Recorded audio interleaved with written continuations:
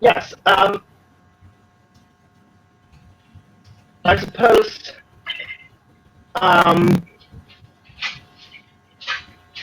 One thing that we should address a bit before we get started is sort of the social contract of the game. I mean, it is a horror game, so obviously we are going at certain points to deal with subjects or themes that might be a bit disturbing, perhaps, or a bit, you know, sort of, pushing some boundaries, I would say. Um, and I hope everyone is okay with that. I think as long as we treat those subjects with care and with some sort of gravitas or just the sort of respect that they demand and not make jokes of them, I think that should be fine. But if there's anything that any of you feel that I wouldn't want to get into that sort of area, feel free to write me about that, and we'll try and stay clear of it, because obviously we want everyone to feel as safe as possible to do things within the context of the fiction. Does that make sense to you? Yeah, that makes sense. Yes. Yeah. I think a lot of that is implicit within the genre, isn't it? Yes, one would think so, but it's always best to lift also the implicit things, I think. If I may add one thing, I played a lot of Monster Hearts, and this game really teaches you how to push boundaries and break taboos. Although my small suggestion would be, rather than a suggestion, I would be cool with anything. But perhaps in some situations, maybe not considering like gore, but let's say, for example, rape and other nasty things. Like, yeah, these things happen, they can be, like, mention them, yeah, that's the thing, but maybe avoid going into too much detail. I don't know if I gave my shit, what's the word I'm looking for?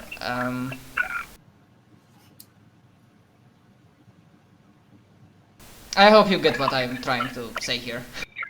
Absolutely. I mean, things like sexual violence and that sort of thing. Yes, as you say, things like that may come up, but we shouldn't treat those things leeringly in any way, or treat them for some sort of exploitation value or anything like that. And as long as we're clear on that, I think we will be on the safe side of anything. Right. So another thing, as I think you were touching on there, Matt. This is a game, called Cthulhu in general, or Lovecraftian game in general, has often a reputation of being quite deadly. And to me, what's important when it comes to those things is to serve the story, right? I mean, I'm not one of those GMs who treats the players adversarially in that sense.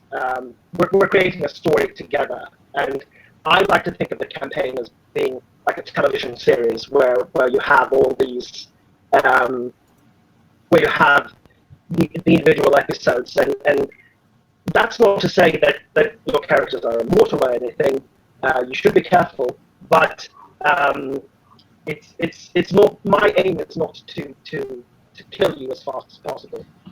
Oh yeah, I fully expect that if we do something stupid, then I'm prepared to die.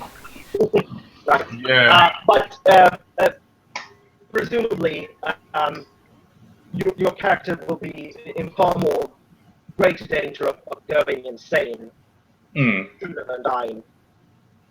Which is fun. Yeah. Well, That's certainly one of the reasons I think people like to play this sort of game. I'd also Right. like to think that characters would have a sense of their own self-preservation, wouldn't they? So we wouldn't willingly throw ourselves into deadly situations. There would be that aspect of it. Hopefully, yes. Yes, we think so. Um, right, and I think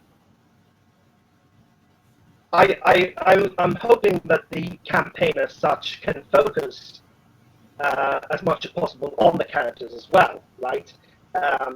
So that we can start bringing in the characters and their backstories and their character traits into the fabric of the game, and I mean that tends to make things a lot more interesting, I think, and I'm hoping now.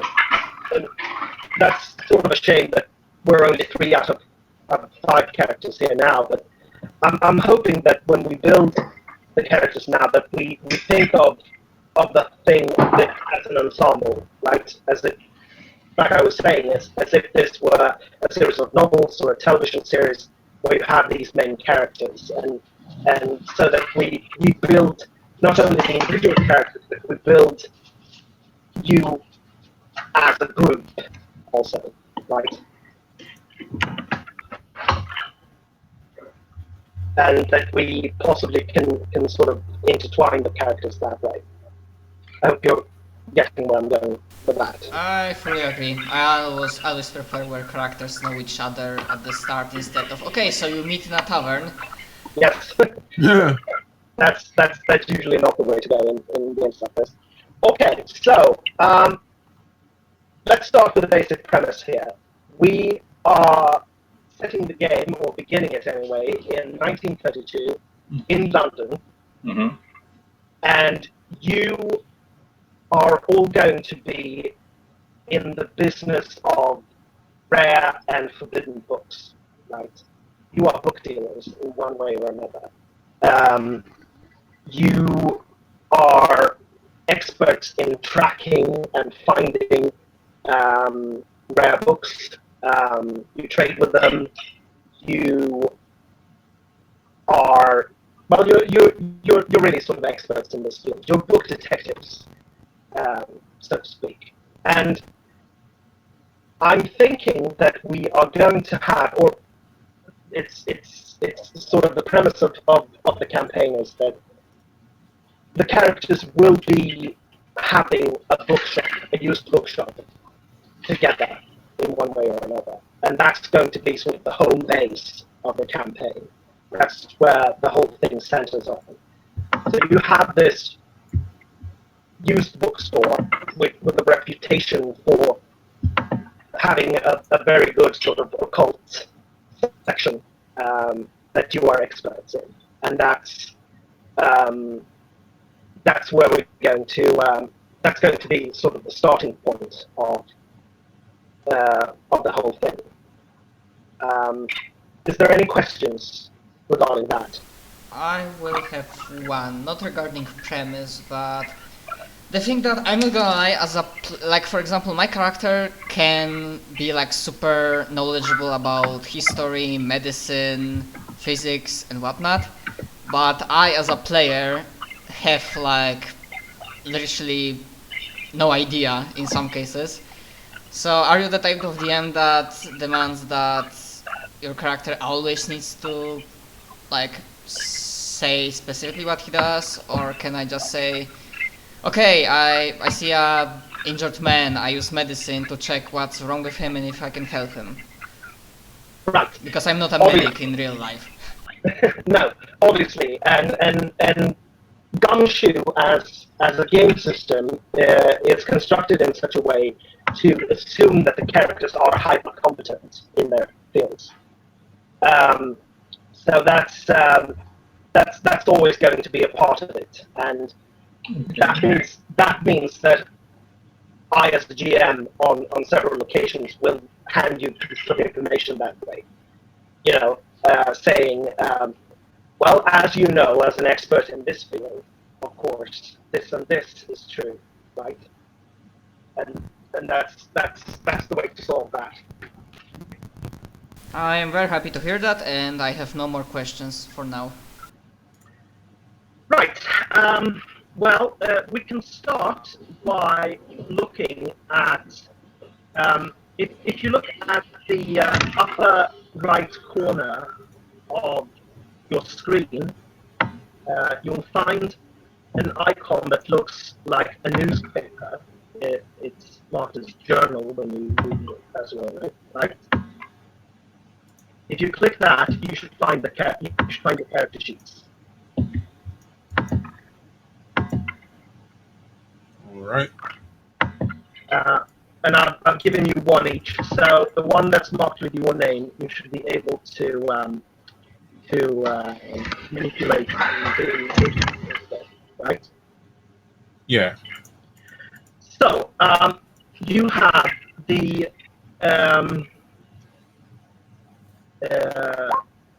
there's a button there when you click on your character that says edit, and you can use that to edit the name of the character and fill in a bio, and you can also pick a photograph or an image or something to use for your character. You can use Google image search and find something for a character. But you also see that there's a character sheet, which is fillable, which you'll be using as well.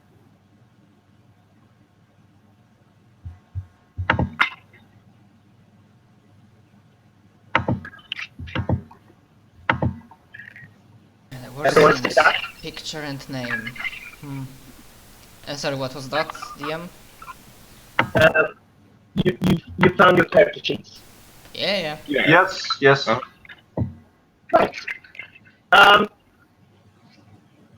Let's see here. So,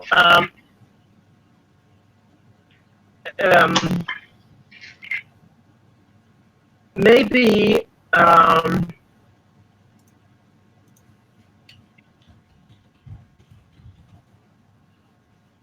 I'm just trying to decide in what order to do these things, but in the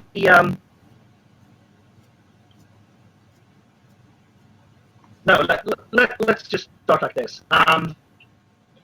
What sort of ideas do you have for your characters? What sort of concepts did you have in mind, given the premise that I introduced you to earlier? Who wants to go first?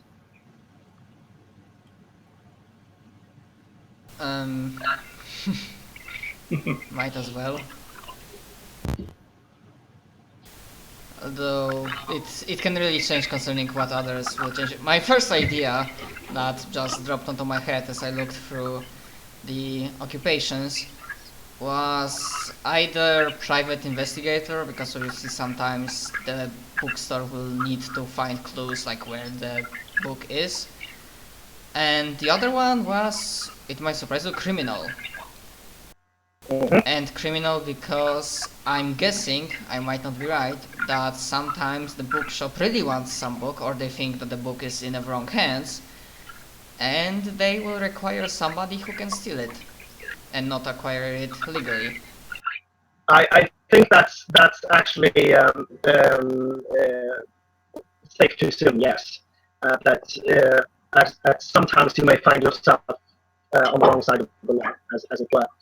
Actually, there are a few specialist occupations listed in the Bookhounds book as well, and I'm actually thinking that we're going to combine those a bit, but I'll come back to that. So you have the idea then, Matt, of either some sort of detective, private detective, or some sort of criminal, right? Yep. Considering what others will choose, I am pretty flexible and I can change so that we will have all of our bases covered, or at least many of them. Yeah. Okay. Who wants to go next? Yeah, okay. I was quite attracted by the idea of the dilettante, primarily because it's quite a strong archetype in the literature of the period. This idea of the indolent wealthy adventurer. Yes. But I quite like the idea of someone who was formerly wealthy, who has that background, but because of the period, it's 1932, so it's just on the edge of the Depression. They've lost everything, or at the very least, their investments are worth a lot less than they previously were. Now they find themselves in a position where they are having to take employment, and finding books, basically using their hobby as a profession, is pretty much the only way they've got of making a living. That makes perfect sense to me. Okay. And I was actually thinking of playing essentially a character. I guess maybe artist would be what I'm going for. Well, I don't say entertainer like occupation, because I was thinking about playing essentially a magician's assistant. Like I was thinking my character, her father was a magician, taught her a couple of things, and she decided that she wanted to be a magician. But of course, with being in the 1930s, you know, kind of limited by what she can do, so she's kind of settled for being a magician's assistant. And she probably personally feels as though she can be a better magician than the guy that she's like working for, but she holds her tongue for the most part, you know. Right. Or the guy that she used to work for, now that she's involved with this lot, right? Right. Yeah. Yeah. Like might be a former magician's assistant. You know, she got involved with this. She was like, well, I guess this is a better than like playing second fiddle to like somebody who I feel I'm better than. I actually like that a lot. That's great. Okay, so we're going for then. I suppose artist would cover that to some degree. But we can play a bit funky as well. Dilettante and some sort of either criminal or detective. I'm going to list to you the sort of special occupations in the Bookhounds book now, and you can sort of think about how you want to combine any of this with the ideas that you already had, right? Okay. So, first of all, we have the Book Scout. So I'm just going to read the explanation here. You resent terms like bottom feeder. Without you, books wouldn't get from the table and the shelves to the unappreciated to the kinds of shops where they belong. You find books at lesser bookshops or estate sales or wherever they might be, obtain them by subterfuge, by paying disinterest, by five-finger discounts if the devil drives, and resell them to a better bookshop for more money. If you're pressed, maybe you just cut away the colored plates or the maps for quick sale, but you'd rather get the books cheap and sell them dear, and go out again before some bottom feeder beats you to the next unconsidered trifle. So that's the Book Scout. Someone who's out on the streets really searching for things. Next, we have the bookseller. You live surrounded by books, and you draw your living from them. Perhaps you see them as living things in their turn, with destinies entwined with a given customer or capable of speaking to a sensitive reader and changing his life. Or perhaps you see them as horrible relatives you can't get away from, draining your energies and resources with only grudging acknowledgement of your needs. Or it might be that you fell into the job because it was light work indoors. So that's the bookseller. Then we have the catalog agent. You might represent a secret buyer at auction, be the go-between for two dealers who don't trust each other, or simply be retained by a collector to find and obtain a much sought item. A less disreputable book scout, a bibliophile's private eye, you take your commission from buyer, from seller, or from both. In a phrase, you are a mercenary of books. Next up is Forger. You do the world a service. You increase the supply of something precious inside.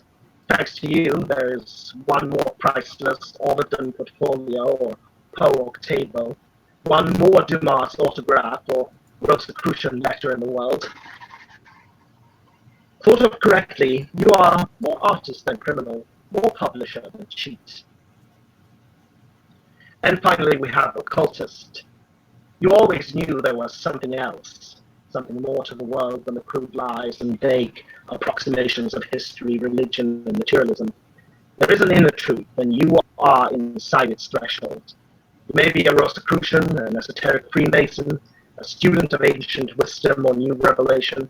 Perhaps your more recent investigations have overturned your previous approximations, but you are certainly right about the failure and short-sightedness of conventional wisdom. So there we have them: the book scout, the bookseller, the catalog agent, the forger, and the occultist. And I'm thinking you should be able to combine any of these with the sort of ideas that you already had in your mind. So like catalog agent / criminal? Right.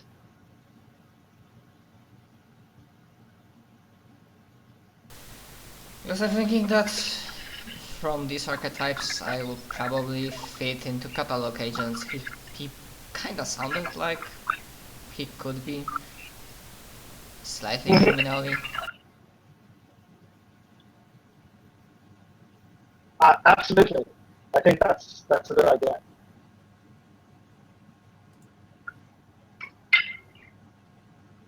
Okay, so like in occupation and character sheet I put the catalog agent or the catalog agent and or / criminal?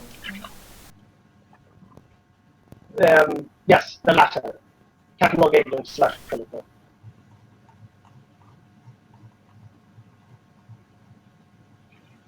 Alright.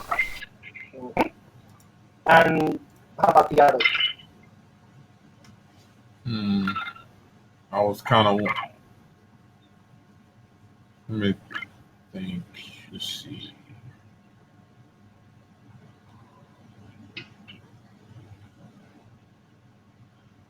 Perhaps maybe Forger. I think that would work. So I was kind of leaning towards.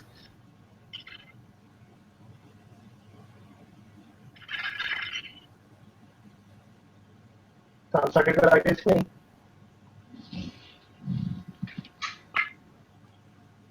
And how about you, Michael? I quite like the idea of the catalog agent as well, particularly in the sense of him being a sort of semi-respectable go-between, bridging the gap between the world of the wealthy and the underworld of those who might procure. Sure, and I mean that certainly would work for the group. I think to have one sort of agent who is more like on the criminal side and sort of on the mean streets of things, and the other one who at least knows how to move in the upper circles. Yeah, at least maintaining a sort of thin veneer of respectability over the whole thing. Right. Okay, let's just put that down.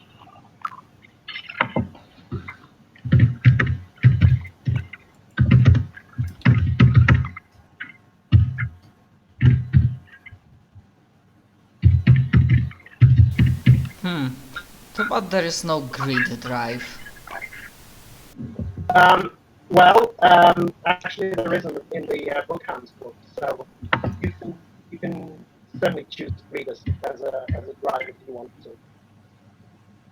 I have to double check. That link that you gave, it's for core book or is it for Bookhounds book? Because core book I have. Yeah, the link is for the core book.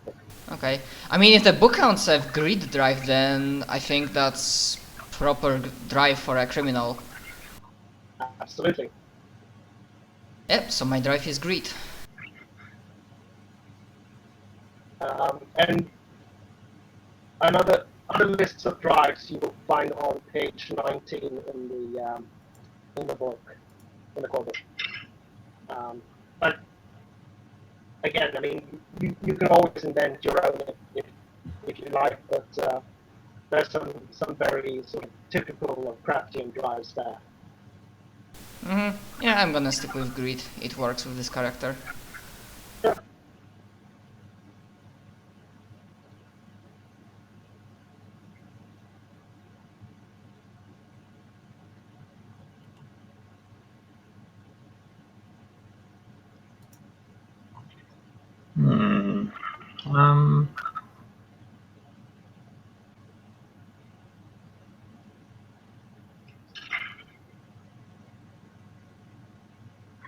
I think I might actually pick arrogance since my character thinks she, like I said, she originally thought she was better than the guy she was working for.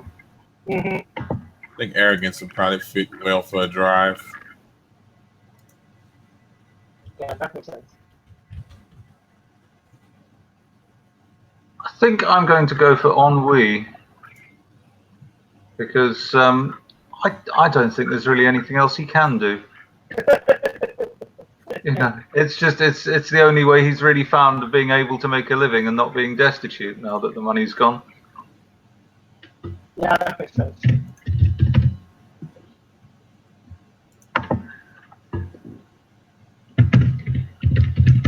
Right. So let's see here. You also have occupational benefits, and what I'm going to do is I'm going to give you both the benefits from your both your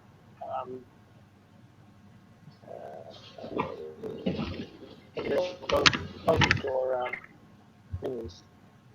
Occupation? Your occupations, yes. Um,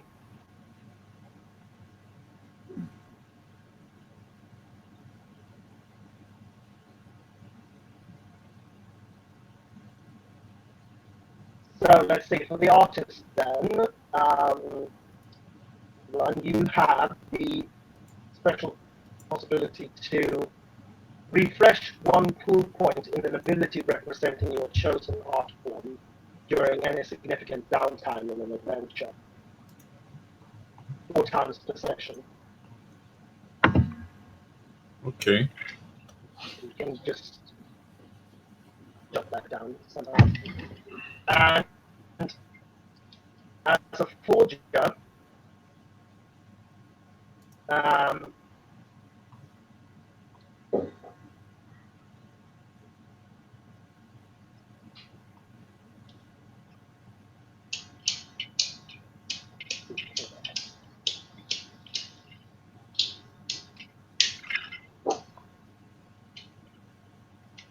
for every rating point that you have in forgery, you may declare that you're the last word in one specific type of forged book or document, like American passports, lake illuminations, black letter German religious texts, or sacred grimoires. By narrative fiat, your work in that field cannot be detected as a forgery under any circumstances short of your confession. It is perfect. Okay.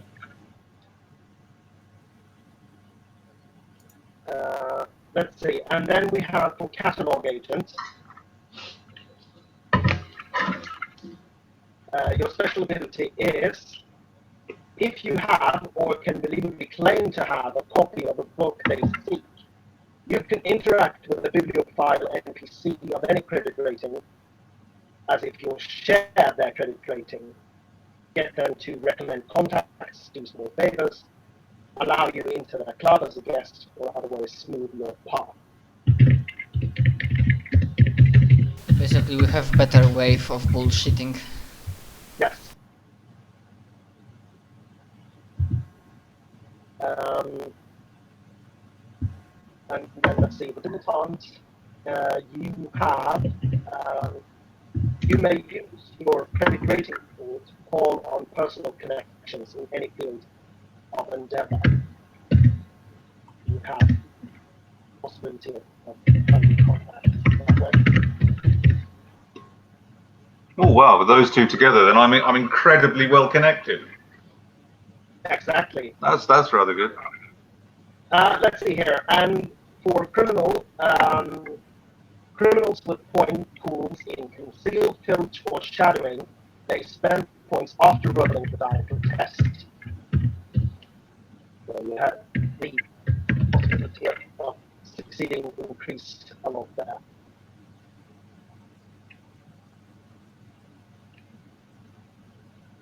Okay. Right. Right. So moving on to the abilities that you have on your right side there. They're divided into, well, first of all, they're divided into general abilities and investigative abilities. And the investigative abilities, in turn, are divided into academic, interpersonal, and technical. Now, that division into those three, academic, interpersonal, and technical, have no